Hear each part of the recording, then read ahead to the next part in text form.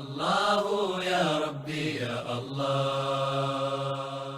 পূর্ববর্তী আলোচনার আলোকে চিন্তা করলাম যে আল কোরআন এটা যে এক মহা বিজ্ঞানময় গ্রন্থ।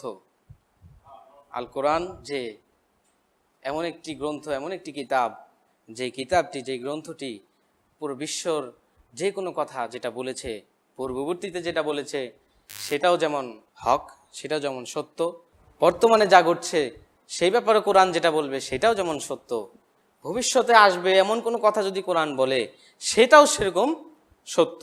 আল কোরআন হচ্ছে সেই গ্রন্থ, যেই গ্রন্থটি বিজ্ঞানে ভরা, যেই গ্রন্থটি জ্ঞানে ভরা, পরিপূর্ণ একটি গ্রন্থ। আল্লাহ সুবহানাহু ওয়া তাআলা এই গ্রন্থটিকে নাজিল করেছেন সত্য সহকারে, হক সহকারে।